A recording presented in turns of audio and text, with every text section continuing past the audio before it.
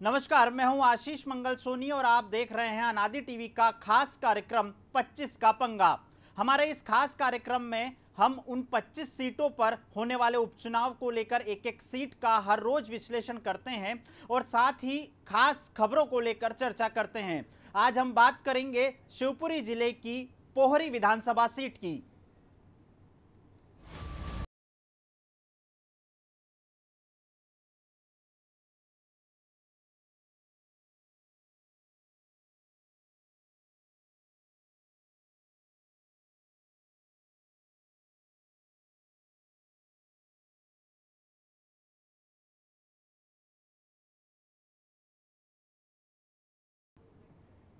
साल 2018 के विधानसभा चुनाव में पोहरी सीट कांग्रेस की झोली में गई थी। कांग्रेस के सुरेश धाकड़ और बीएसपी के कैलाश कुशवाहा के बीच में मुख्य मुकाबला था। बीजेपी के प्रहलाद भारती यहां तीसरे नंबर पर रहे। सुरेश धाकड़ 2018 के चुनाव में 60,656 वोट यानी माफ कीजिएगा 60,654 वोट सुरेश धाकड़ को मिले थे, यानी कि 37% लोगों ने धाकड़ को समर्थन दिया था। वहीं बसपा के प्रत्याशी कैलाश कुशवाहा को 52,736 वोट मिले तो बीजेपी के प्रहलाद भारती को 22.77% लोगों ने पसंद किया। भारती यहां तीसरे स्थान पर रहे। पोहरी विधानसभा की विस्तार से चर्चा करें इससे पहले ग्राफिक्स के जरिए समझते हैं पोहरी का सियासी समीकरण। पोहरी विधानसभा सीट शिवपुरी जिले में आती है। विधानसभा पोहरी में 2,21,000 से ज्यादा मतदाता हैं। 2018 के विधानसभा चुनाव में कांग्रेस के टिकट पर इस सीट से सुरेश धाकड़ ने जीत दर्ज की थी। 2008 और 2013 में प्रहलाद भारती यहां से 2 बार विधायक रहे। सुरेश धाकड़ के विधायक पद से इस्तीफा देने के बाद ये सीट खाली हुई है। सुरेश धाकड़ के बीजेपी में शामिल होने के बाद इस सीट के समीकरण बदल गए हैं। फिलहाल सुरेश धाकड़ शिवराज कैबिनेट में राज्य मंत्री हैं। अब इस सीट पर इस बार सुरेश धाकड़ बीजेपी के टिकट पर अपनी किस्मत आजमाएंगे। वहीं कांग्रेस से भी पोहरी सीट के लिए कई दावेदार सामने आ रहे हैं। पूर्व विधायक हरिवल्लभ शुक्ला भी कांग्रेस से प्रबल दावेदार हैं। कांग्रेस से एनपी शर्मा भी ताल ठोकते हुए नजर आ रहे हैं। कैलाश कुशवाहा कांग्रेस से भी उतर सकते हैं मैदान में। बीएसपी के कैलाश पिछले चुनाव में 40,000 वोट लाए थे। पोहरी विधानसभा क्षेत्र में कई अहम मुद्दे हैं। नगर पालिका बनाने का ऐलान यहां गेम चेंजर साबित हो सकता है। क्षेत्र में पेयजल के लिए बड़ी योजना की दरकार है। एजुकेशन और हेल्थ डिपार्टमेंट में कर्मचारियों की कमी है। आदिवासी बाहुल्य क्षेत्र में कुपोषण बड़ा मुद्दा है। इस क्षेत्र में धाकड़, किरार, आदिवासी, कुशवाहा, जाटव और ब्राह्मण मतदाता निर्णायक भूमिका निभाते हैं। ये था विधानसभा सीट पोहरी का सियासी समीकरण, वहां के मुद्दे। इस सीट को लेकर हम और ज्यादा चर्चा करें इससे पहले जानते हैं कि इस सीट को जीतने के लिए सियासतदानों के क्या हैं दावे और क्षेत्र की जनता का क्या है मूड। जनता के साथ जो विश्वासघात हुआ, जनता ने जो मैंडेट दिया था वो 5 साल के दिया था, लेकिन हमारे जो साथी रहे उन्होंने जो है पोहरी विधानसभा के साथ अच्छा नहीं किया। इसका हर जनता में आक्रोश है, हर मतदाता में एक ऐसी भावना है कि वो भारतीय जनता पार्टी को हराए। यहाँ कोई मैं जातिगत चुनाव नहीं मानता। यहाँ पे चुनाव साफ एक ही मुद्दे पर हो रहा है, ईमानदारी और एक तरफ भ्रष्टाचार का आलम है जो सब आपसे छुपा नहीं है। मैं समझता हूँ कि पोहरी का बच्चा बच्चा और क्षेत्र का हर जागरूक नागरिक जानता है, एक किसान जानता है। आज आलम ये है कि आज किसान बेहाल और परेशान है। एक घोषणा या टीवी पे भाषण होना अलग बात है, लेकिन अर्थात में आप तस्वीर देखोगे तो पोहरी विधानसभा में हर किसान परेशान और बेहाल है। पोहरी विधानसभा क्षेत्र में उपचुनाव के लिए पूरी तरह से तैयारी भारतीय जनता पार्टी ने कर ली है। जो प्रदेश संगठन से प्राप्त दैनिक जो मासिक जो कामकाजी व्यवस्थाएं थी, वो नीचे बूथ स्तर तक पार्टी ने अपनी कमर बिल्कुल कस ली है। पार्टी कमर कस के चुनाव के लिए तैयार है और यहाँ से पोहरी विधानसभा से अधिक मतों से सुरेश राठखेड़ा जी को चुनाव जिताने के लिए कार्यकर्ता सभी लोग प्रयासरत हैं। जो हमारे प्रत्याशी हैं वो लगातार क्षेत्र में संपर्क में हैं। अभी उनको कुछ समय पहले राज्य मंत्री बनाया है सरकार ने। PWD विभाग जैसे अच्छे विभाग से उनको नवाजा गया है। कार्यकर्ताओं में इसका निश्चित रूप से उत्साह है और उसी उत्साह से लवरेज होकर कार्यकर्ता क्षेत्र में मैदान में डटे हुए हैं। सभी लोग मतदाताओं के बीच में जा रहे हैं और हमारे प्रत्याशी भी मतदाताओं के बीच में जा रहे हैं। अच्छा रिस्पांस मिल रहा है। प्रदेश सरकार ने का बहुत अच्छा निर्णय, हमको मंत्री पद से नवाजा। पोहरी क्षेत्र को कभी मंत्री पद नहीं मिला था। पोहरी क्षेत्र को वो सौगात भी माननीय शिवराज सिंह जी ने दी और इस सीट को हम सभी लोग मिलकर भारतीय जनता पार्टी के पक्ष में मतदान जनता से निवेदन करके करवाकर इस सीट को जीतने का पूरा प्रयास करेंगे। जनता के अंदर एक आक्रोश है कि जो गद्दारी करके जो लोग गए हैं उन लोगों को हराना और धूल चटानी है। और रही बात सिंधिया जी की, तो उन लोगों से हम लोगों को फ़र्क नहीं पड़ता। कांग्रेस पार्टी एक विचारधारा के लिए लड़ाई लड़ती रही और लड़ती रहेगी। कांग्रेस मजबूत है और सशक्त है और भाजपा जो किसी न किसी बहाने से चुनाव को टालने की कोशिश करे या कुछ करे, कभी भी चुनाव हो जाए हम जीत रहे हैं, पक्का जीत रहे हैं। पोहरी विधानसभा में भारतीय जनता पार्टी संगठन की पूरी तैयारी है। वहाँ से सरकार के मंत्री जो PWD राज्य मंत्री के रूप में काम कर रहे हैं श्री सुरेश धाकड़ जी, वे अभी निवृत्त विधायक है वहाँ से। और पार्टी वहाँ जीतेगी, इसलिए जीतेगी क्योंकि वहाँ भारतीय जनता पार्टी का जहाँ एक तरफ पूरा संगठनात्मक नेटवर्क है, वहीं दूसरी तरफ ज्योतिरादित्य सिंधिया जी के वर्चस्व की वह सीट है के कारण भी हम वहाँ बढ़त लेने की स्थिति में हैं। पोहरी विधानसभा हो या चंबल संभाग के अन्य विधानसभा हों, हर जगह जनता एक ही बात इनसे पूछ रही है कि आपने 35 करोड़ रुपए क्यों लिए। और जहाँ तक ये किसान कर्ज माफ़ी की बात करते हैं या अन्य योजना की बात करते हैं, तो मैं बताना चाहता हूँ कि कांग्रेस पार्टी ने पोहरी विधानसभा में ही जो 2 लाख तक के किसान कर्ज माफ़ी के थे, उसमें से 1 लाख कर्ज तक के किसानों के कर्जा माफ़ कर दिया। पोहरी विधानसभा के हम धामोरा गांव में खड़े हुए हैं और जहां लॉकडाउन होने के बावजूद जहां लोग बाग हमें बैठे हुए मिले हैं। आइए हम जानते हैं इनसे। क्या नाम है आपका? मेरा नाम मंगल सिंह धाकड़ है। अच्छा, ये धामोरा गांव में क्या क्या यहाँ विकास कार्य हुए, इसके बारे में आप जानकारी दें। यहाँ साहब वायदे के अनुसार कोई कार्य नहीं हुआ। और मैं आपसे जानना चाहता हूं कि सुरेश राठखेड़ा जी जो यहाँ से विधायक रहे, अब चूँकि वो मंत्री बना दिया गया उनको, और उन्होंने कांग्रेस से बगावत करके वो बीजेपी में शामिल हुए हैं। इस बार आप किसको चुनना पसंद करेंगे, कांग्रेस पार्टी को या बीजेपी को? अब साहब कांग्रेस ने कैसा साहब झूठे वादे चले गए। अब आगे जो पार्टी सामने दिखेगी उसको हम अपना कन्फ्यूजन करेंगे और बीजेपी सरकार के लिए हम जिंदा बनाने की अपनी क्षमता रखते हैं। अच्छा, विकास कार्य के आपके क्या मुद्दे हैं, आप क्या चाहते हैं यहाँ की, यहाँ पर आपके गांव में विकास कार्य हों? क्या आपके ऐसे मुद्दे हैं जो आपके मन में हैं? गांव में सड़क बन जाए, नालियाँ बन जाएं, रास्ता साफ हो जाए, पानी की समस्या वो थोड़ी सी समस्या सॉल्व हो जाए, और भी किसान के छोटे मोटे काम है साहब होते रहें, बस ये समस्या है हमारी। जो विकास करेगा क्षेत्र के लिए अच्छा रहेगा। पहले भी प्रहलाद भारती जी ने भी अच्छा विकास किया था क्षेत्र में। और स्वतः ये है कि जब से अपना देश आज़ाद हुआ है, जब से पहली बार पोहरी विधानसभा में मंत्री बने हुए हैं सुरेश राठखेड़ा जी, कई उम्मीद हैं उनसे क्षेत्र के लिए। जनता में इनके प्रति बहुत बड़ा आक्रोश है क्योंकि ये गद्दारी करके कांग्रेस के बैनर तले जीत करके और ये गद्दारी करके बीजेपी में शामिल हो गए हैं और इनके प्रति अब पूरी जनता में ये आक्रोश है कि इनने पार्टी के साथ गद्दारी की, जबकि कांग्रेस के शासनकाल में वृद्धावस्था के 300 से 600 रुपये कर दिए गए, किसानों के 50,000 से 1 लाख तक का कर्ज माफ़ कर दिया गया। और अब ये बीजेपी में जाकर क्या ये बताएंगे कि हम पूरा कर्ज माफ़ कराएंगे कि नहीं करेंगे? जनता के साथ जो विश्वासघात हुआ, जनता ने जो मैंडेट ये नेताओं के थे दावे और आम जनता की राय। साल 2013 के चुनाव में बीजेपी के प्रहलाद भारती ने 45,209 वोट हासिल कर बीएसपी के हरिवल्लभ शुक्ला को 19,000 से ज्यादा वोटों से हराया था। 2008 के चुनाव में भी प्रहलाद भारती ने जीत हासिल की। भारती को 53,068 वोट मिले थे।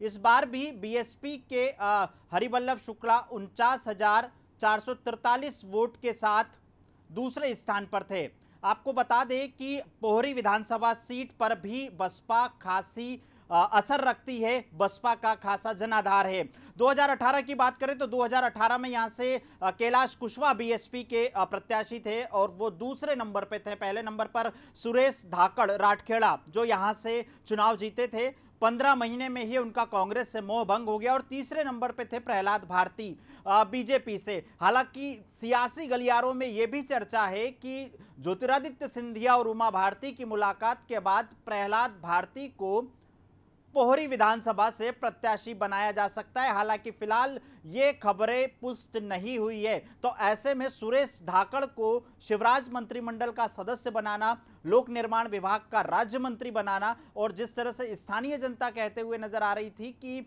आजादी के बाद पहली बार यहां पर पोहरी विधानसभा क्षेत्र से कोई मंत्री बना है तो निश्चित रूप से विकास उसका मकसद होगा, विकास लोगों की अपेक्षाएं होगी अपने नेताओं से कि वो विकास करे। ऐसे में जो उपचुनाव होना है पोहरी में, वहां पर क्या सियासी मुद्दे होंगे, ग्वालियर चंबल की दूसरी सीटों के समान दूसरी सीटों की तरह यहां भी बागी बगावत और गद्दार जैसे विषय निकलकर सामने आ रहे हैं। कांग्रेस सीधे तौर पर आरोप लगा रही है कि आखिर क्या वजह रही जो आपको मंत्री पद, आपको कांग्रेस से इस्तीफा देना पड़ा और बीजेपी में आप आ गए। बीजेपी में मंत्री पद आपको जरूर मिला है, लेकिन उपचुनाव में जनता क्या कुछ फैसला लेगी ये देखने वाली बात होगी। स्थानीय स्तर पर समस्याओं की बात है तो पानी की समस्या यहां पर सबसे ज्यादा निकलकर सामने आई है कि यहां से एक पानी की समस्या है और ग्रामीण स्तर पर सड़कों को लेकर समस्या, एजुकेशन और हेल्थ विभाग खासतौर पर जो सीधे जनता से जुड़े हुए होते हैं वहां पर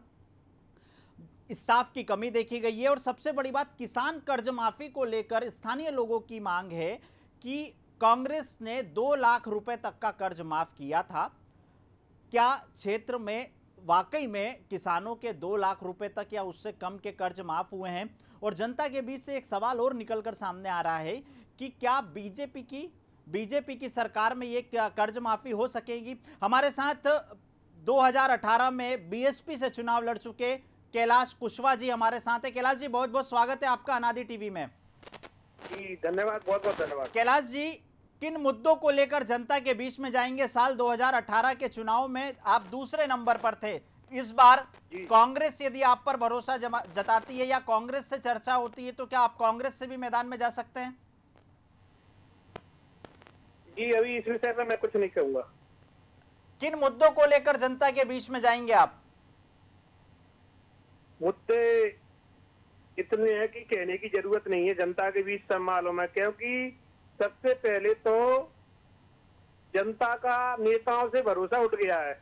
जी हेलो जी जी कैलाश जी, जनता को जो भी नेता विधायक बनता है, प्रतिनिधि बनता है, जनता को खुलेआम बेचने पे आतुर है।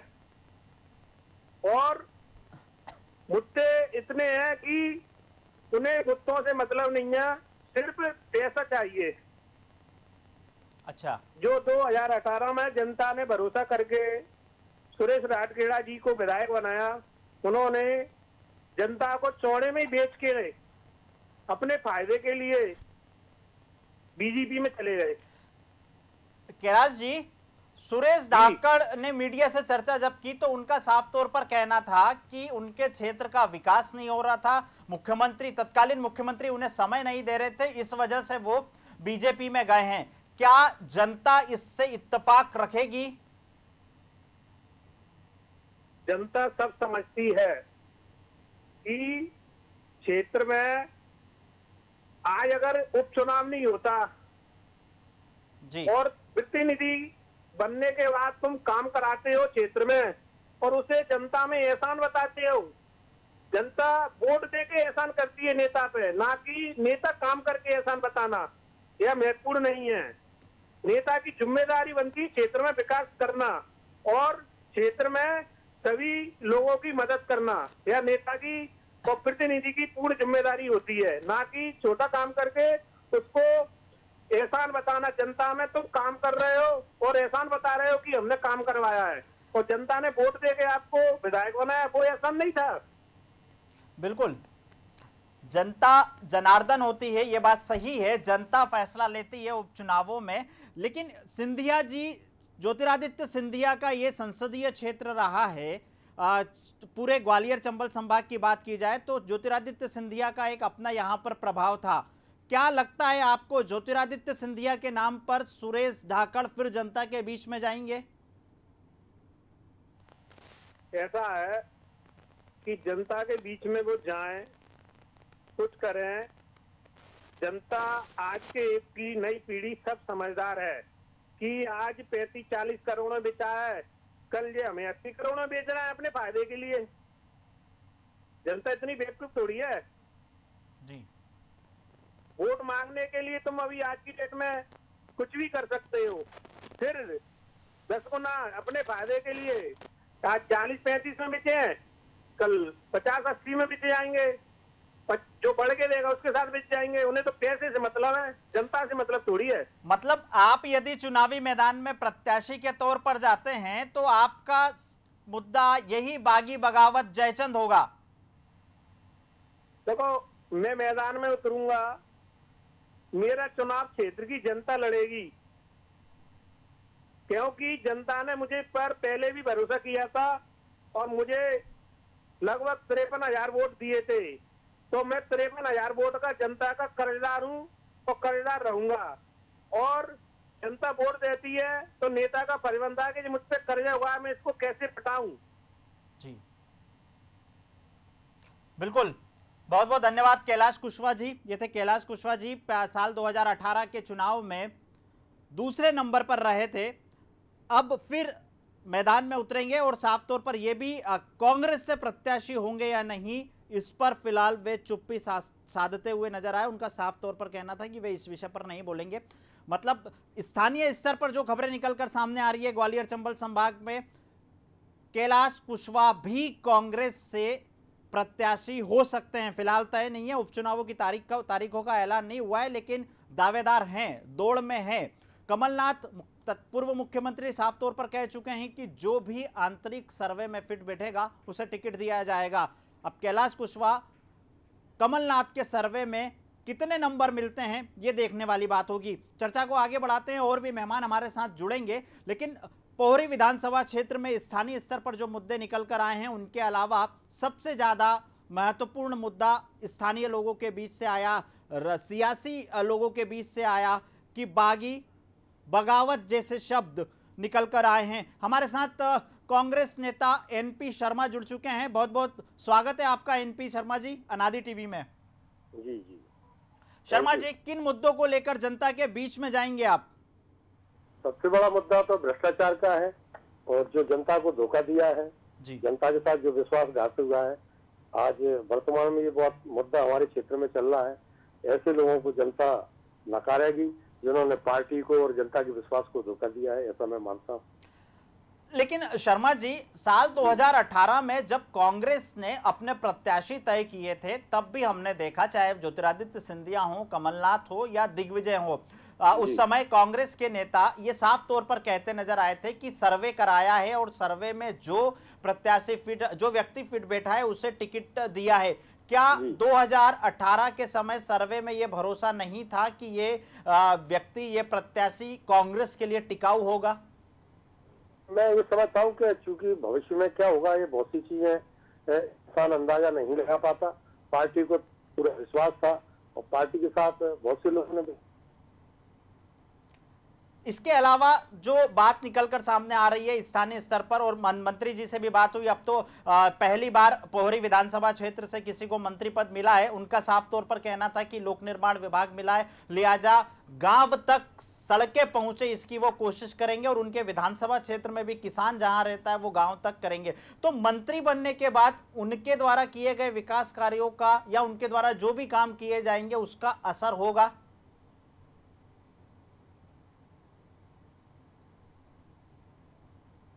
शर्मा जी, आप तक आवाज पहुंच रही है मेरी? हाँ, मेरी आवाज आ रही है आपको? जी जी। हमारा संपर्क फिर से हम स्थापित करेंगे एनपी शर्मा जी के साथ।